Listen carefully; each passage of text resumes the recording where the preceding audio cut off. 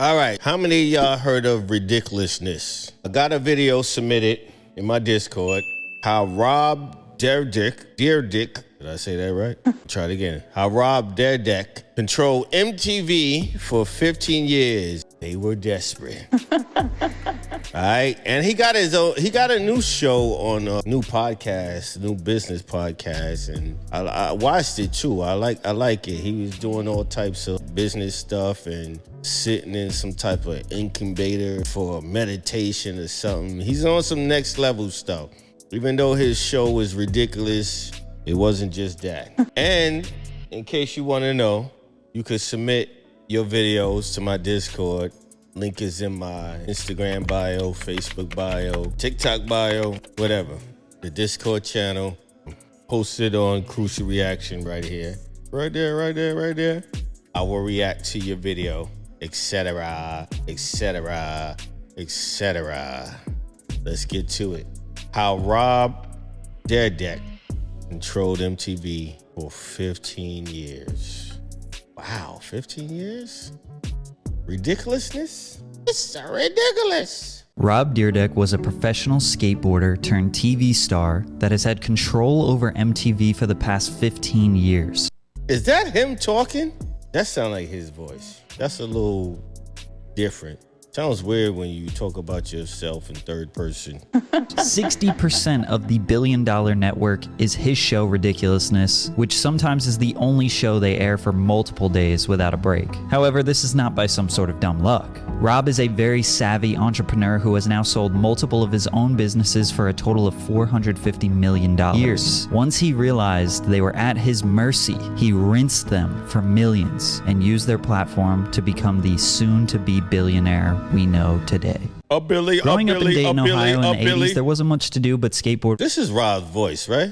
This gotta be Rob's voice. There were competitions and skate teams, but nothing to really generate big-time money. Rob was a very talented young skater and dedicated all of his youth obsessing over it, hoping to one day go pro and somehow make a career of it. In 1990, 16-year-old Rob Dyrdek witnessed his friends Chris Carter, Mike Hall, and Jimmy George invest $26,000 into creating Alien Workshop shoes to do everyday things in. But for skating, they had flat, uncomfortable shoes. Rob spent countless nights in Pacific Beach, San Diego, designing a comfortable shoe for skaters. The Dyrdek 1 was born. He's super famous and wow, 300,000 a year, 21. Popular skateboarder yet. Rob started moving away from skating. He was starting all kinds of businesses, including a hip-hop record label called PJ's, but none of these would end up being a hip-hop record label? As successful as his future endeavors. Around 1998, his own team didn't believe in him anymore. He was only 25. This lit a fire inside of him. Yo, you old, son. 25, son. You too old. His passion for skating was stronger than ever. He built his own private skateboarding facility called the TF in San Diego so he could practice 24/7, which was kind of the first fantasy factory. Every contest. Okay, so it's a dude, another dude talking about it, but he really sounded like Rob a little bit. I thought it was Rob. Anyway. He entered in for the next few years, he placed top 10. He was skating at the highest level he ever had, so DC decided to keep him on the team and let him keep designing shoes. He structured a new deal with DC where he would pitch them as many shoe designs as he had. Whatever ones they wanted, he would get a 2% royalty on. His shoes averaged around $60, so he was getting about $1.20 per shoe. They liked the idea, and at one point, Rob had 35 shoes in the DC catalog he was getting paid from. Needless to say, he was making hundreds of thousands, potentially 7 figures from DC shoes. He was rocking iced out Rolexes. He had an iced out DC ring. That hip hop image always works. Everybody love hip hop. You heard them mention he had a rap label. I ain't never heard of it. They ain't never talk about his rappers. But anyway, they still mention it. Why mention it if you don't mention the artist? Admits that it was a little over the top. However, he knew how powerful perception was. Exactly. They know the power of the hip hop imagery. If he looked and acted like a hotshot, people would think that's who he was. 2000 to 2002, Rob was at the peak of his skateboarding career. He was 27 years old, already pretty rich, and focusing hard on competitions and video parts to keep his relevance so he could sell more shoes. 2002 is where he met Christopher Big Black Boykin, which would change his life forever. Rest in peace to Big Black. And they were going to go on a countrywide tour to promote the video. Rob knew he wasn't as good of a skater as the others on the team, so he had to think out of the box to make his part memorable and valuable to the video. He came up with a skit. The concept was Rob was fed up with security and cops kicking him out of skate spots while he was trying to film for his part. He decided he was going to hire a private security guard to deal with other security guards. He went to the first security company he could find, City Events in Pacific Beach, and asked them for the biggest but friendliest guy they had. Immediately, the owner thought of somebody perfect for the position, and that was Christopher Big Black. I have many different things I do as far as Dyrdek security. Make sure Rob skates. My job is to do the dirty work. The reactions of security guards were hilarious because they would come out ready to fight and bully Rob. Then when Big pulled up, they got all soft and scared. They created a genius gimmick that really resonated with the skate community because everyone could relate to it. It also helped that Big Black was a funny, charismatic guy that had a lot of chemistry with Rob. After the first day of working together, they would become friends, which would last a lifetime. Yeah, man. Rest in peace, man. For real.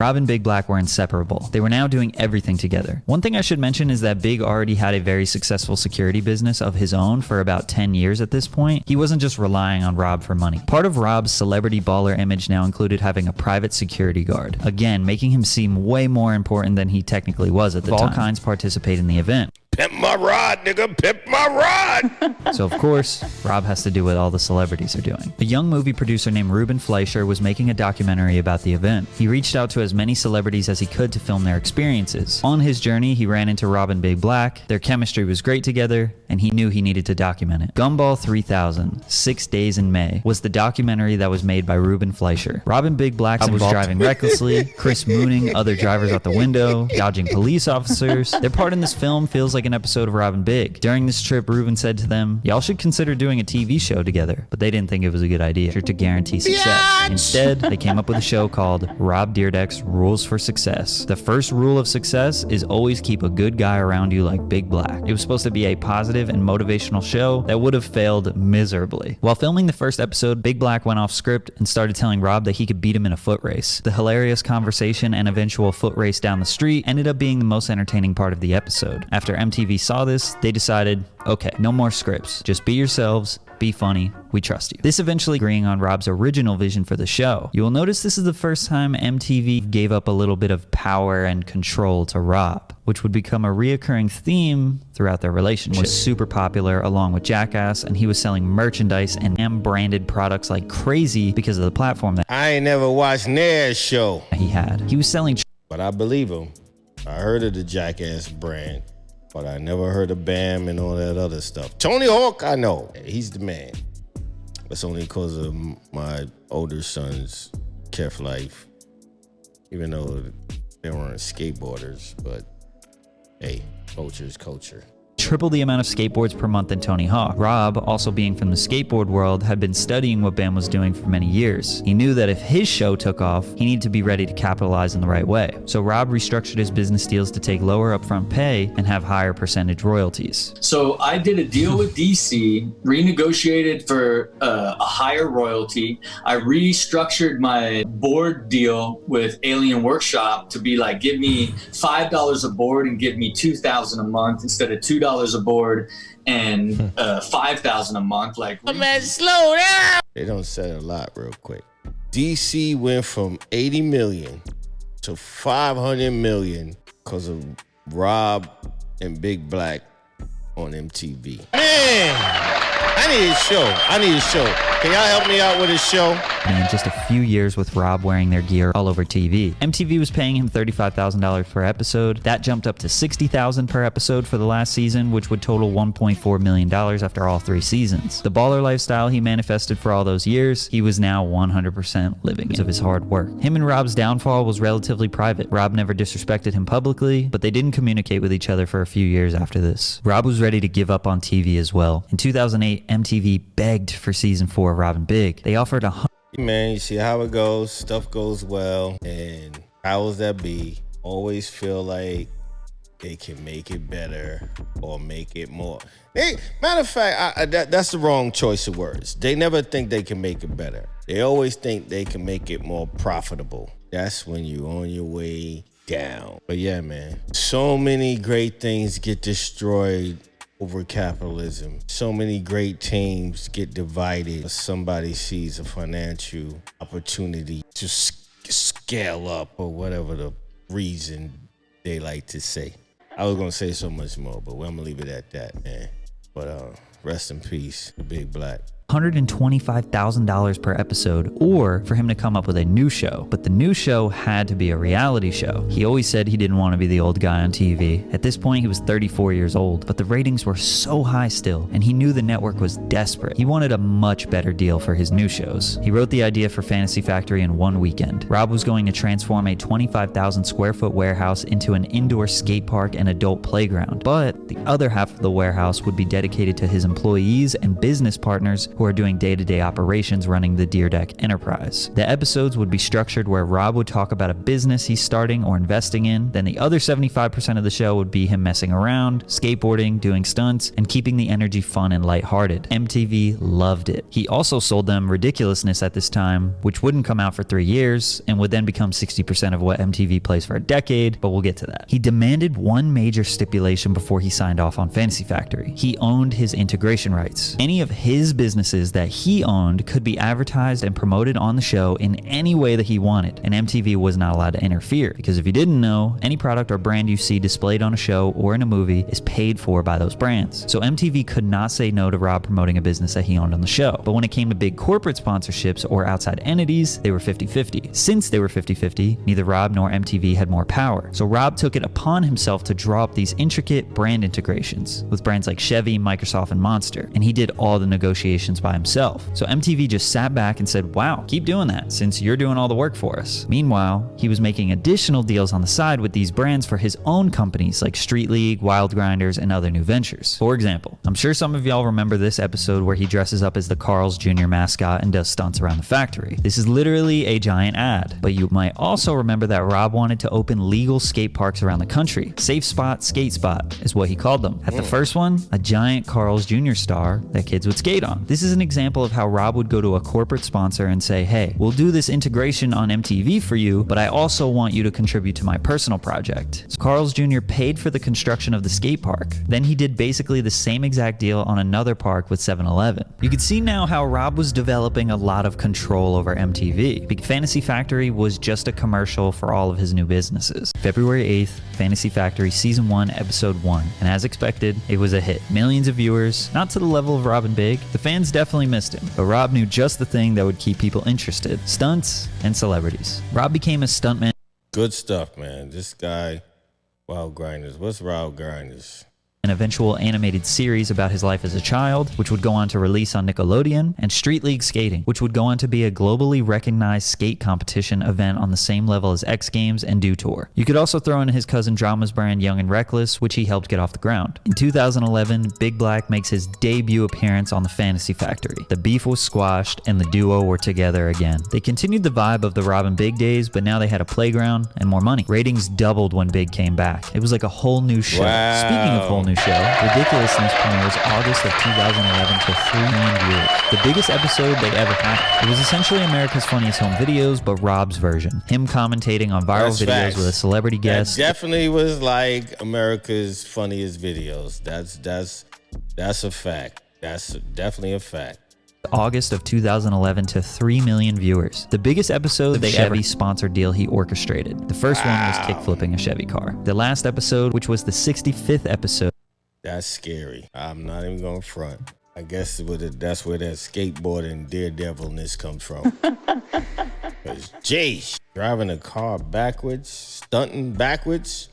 Was a 1-hour special. It was epic and the perfect way to end the series. Ridiculousness was about to enter the last contractual season, which at that point was the 95th episode. Rob wanted to end the show and move on with his life. He had made roughly $20 million just on TV shows alone, not to mention the plethora of successful businesses that he had started. No more Fantasy Factory, no more Ridiculousness, no more TV. But MTV begged him again. The ratings were still pretty high and MTV as a whole was struggling. They didn't have any other big shows. Jersey Shore was over. Every reality show they started failed after one season. And this was slightly before Catfish and Teen Mom 2, which would go on to have success. He had done all the creative writing, brand integration. I can't even front. I stopped watching MTV a long time ago.